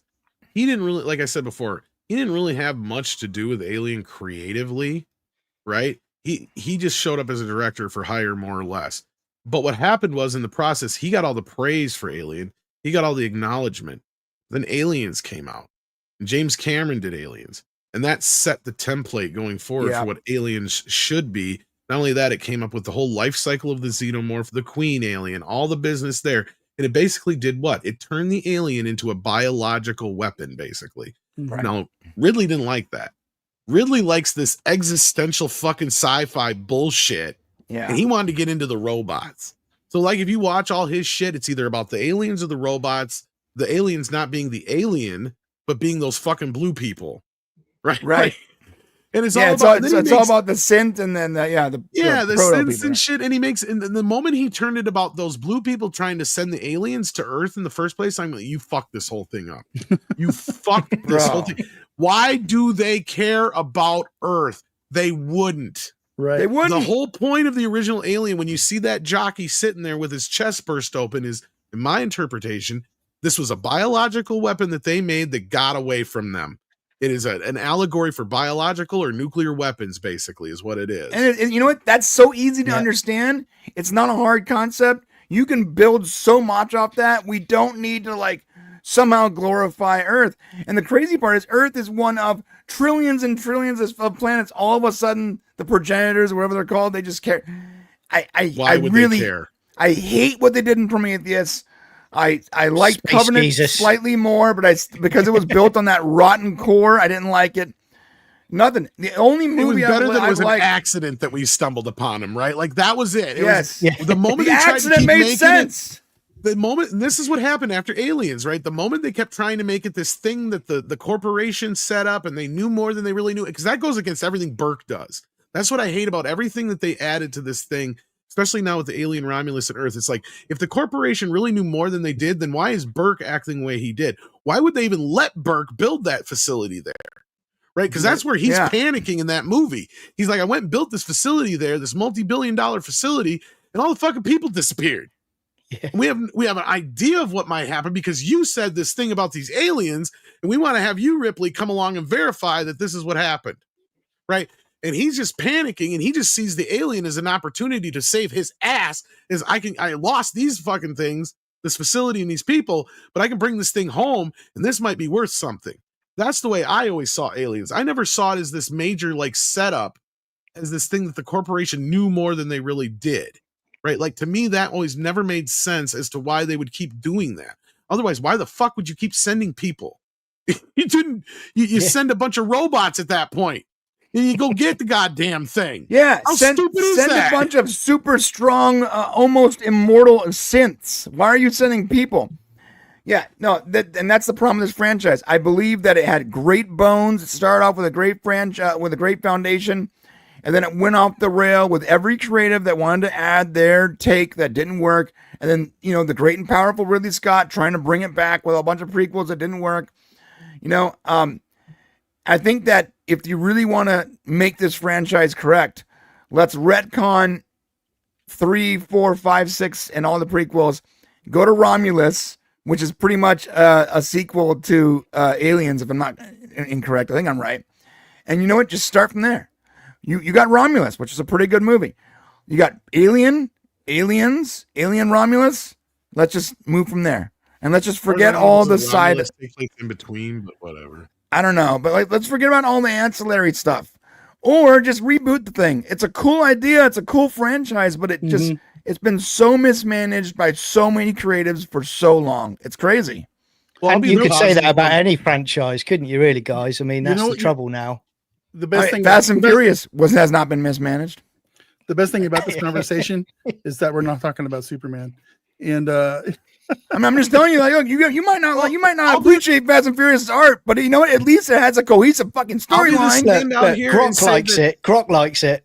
I'll be the standout here and say, you know what? Hearing Walter Hill and Sigourney Weaver might be involved in something alien kind of gives me a little bit of hope that we're moving away. I'm really happy to hear Prometheus stuff.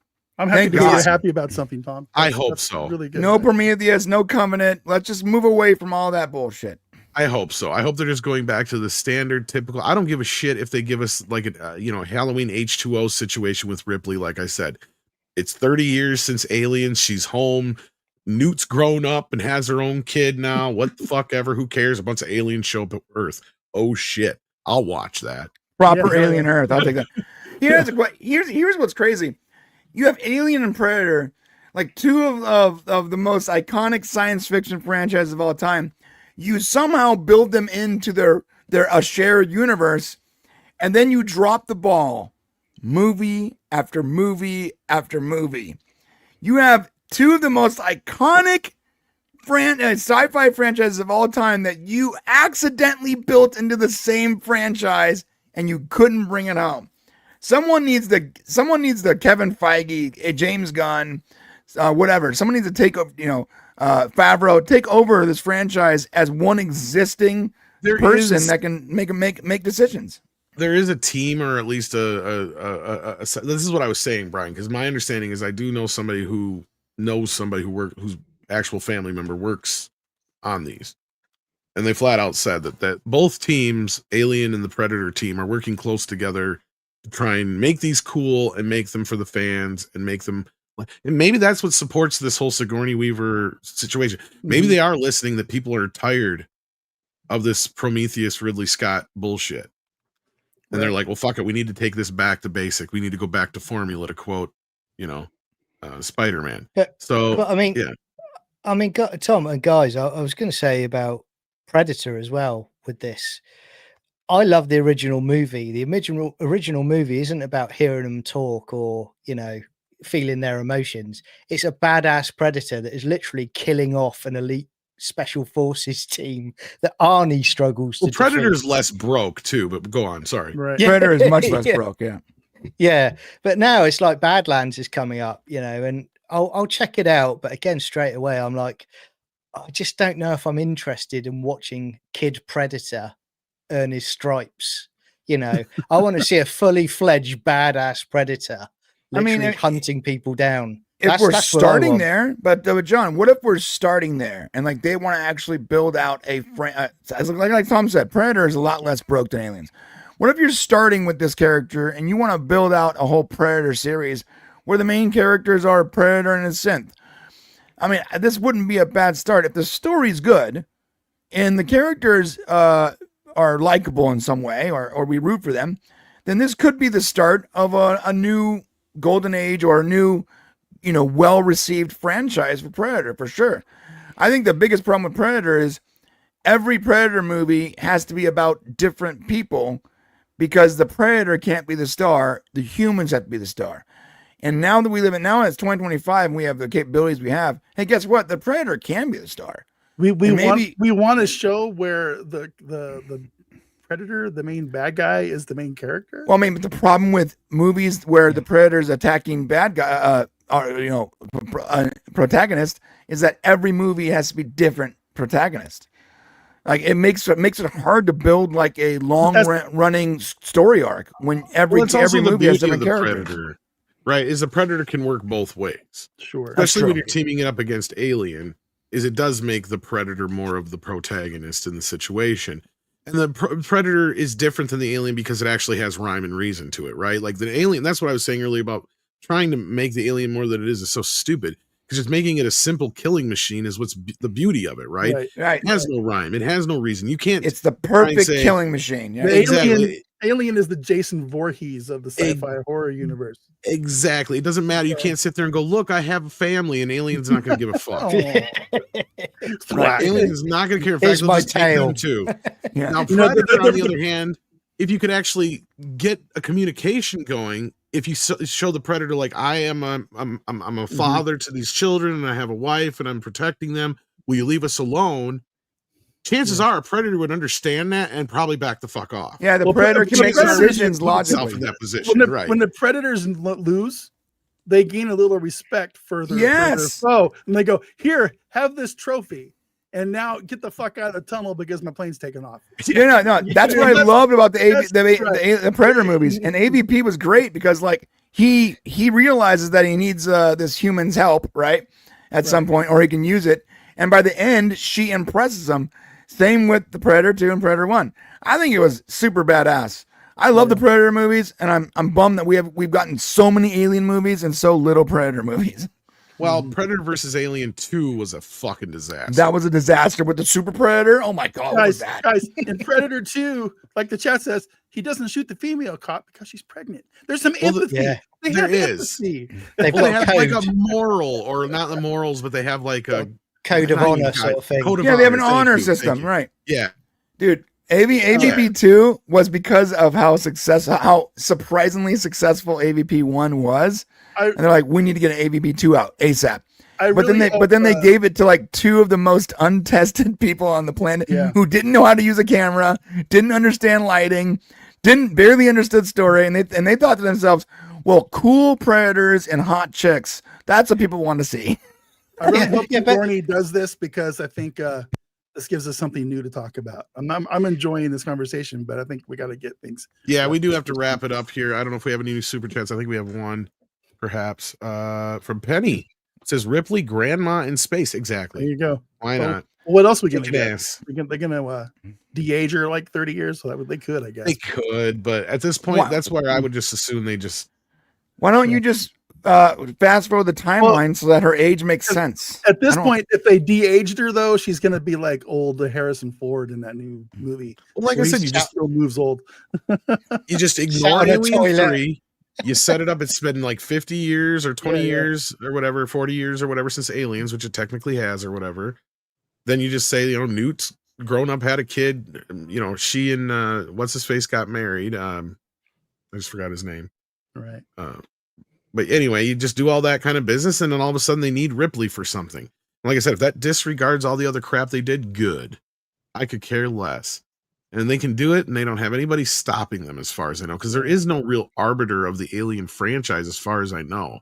Like, the only person that I know has any real major hold over it right now was Ridley, and otherwise, I think Dan O'Bannon and Walter Hill and those guys actually own the franchise as far as any kind of like ownership, but they don't own it.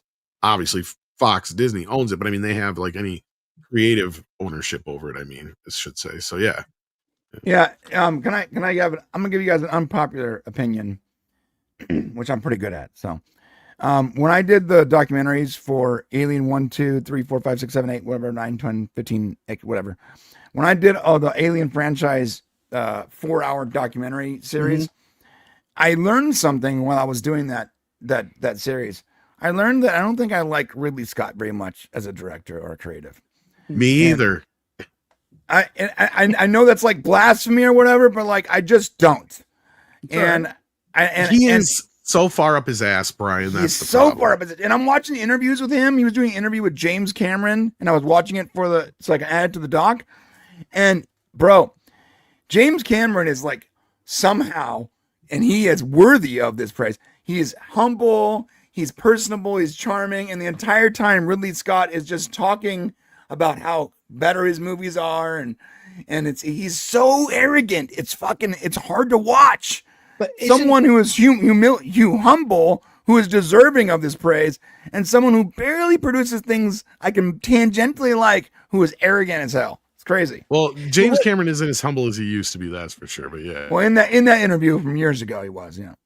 But wasn't it a couple of weeks ago that Ridley Scott came out and was saying that he's looking at movies in the past now because we've gone through a period of average movies? And I was thinking, man, I watched Gladiator 2. Did you not watch that yourself, mate? No, he didn't. Come on. He didn't watch that movie.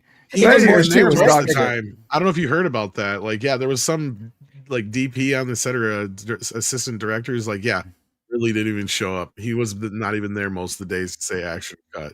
Of course not. I don't even know if you ever saw it. Brian, you got a show to do after this, right?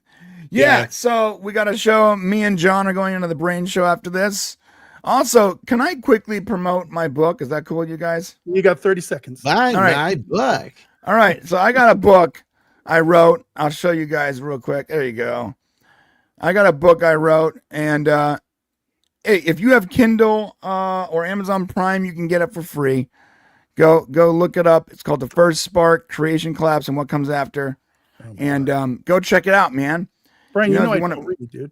I know it's I don't know why you guys aren't readers. Your colon?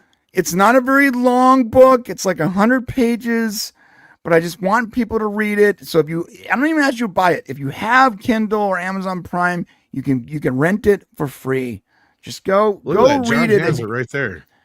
Go, yeah, he's got it. Go He read it wouldn't if you're even sign interested. it. It's science fiction. It takes place over billions of years, and it's sort of like a sequel of sorts to The Last Question. I Brian, really post- like the book. Post the link in the chat, Brian. I'm confused. I thought it was about your colon. Well, yeah, that's another book, but that's Well, for my the own creation, the collapse, and then what came after. So. right. Yeah, so go check it out, guys. I want people to actually read this book and tell me what they think. Well, hopefully it does well for you, Brian. That's awesome. And John, it was nice. I think this is the first time we've ever been on a stream together. It was nice meeting you. Yeah, good meeting you, mate. And always fun hanging out with Brian and obviously Dutch as well. So thanks for having me on, guys. It's been a blast. And, blimey, we're on to another one. So what's that? 6 hours of podcasting Yeah, today. let's go. Going to be like Nick Cage in The Rock, just injecting stuff into my heart at some point. If I didn't you have to go. go to work right after this, I'd come join you guys over on Crank high voltage. Yeah. You have to keep having sex or your heart's going to stop. Brian, let me get us out of here. On, Tom, Patty. I want to thank you really quick, Tom, for stepping into the host chair, being Kadish today. It was a good time. Had a lot of fun. Went way better than I thought it was going to go, guys. And I was Matthew Kadish, talking like this. yeah. And the chat was getting a little uppity earlier, but that's what chat does. That's fine. You know what the chat Thank you, likes, all. guys? Yeah. When we talk about Superman. Superman. Talking about Superman. But let's get out of here. Yeah, you can check me out, of course, on Midnight's Edge After Dark. Dutch has Dutch Butters Gaming, and of course, Salty Nerd Podcast, and anywhere else he's hanging out. We want to thank all of you guys out there, the mods, all you folks who super chatted on both the Salty Nerd side and our side over on Midnight's Edge. And of course, take care of yourself and each other. And go ahead and take us out, Brian. All right, I'm taking us out. I'm just going to have a nice trying to day. Yank find it it. out. Oh, there it Just is. yank Found it. out. Here we go. In stream, Brian. Just the push End button. stream. In stream.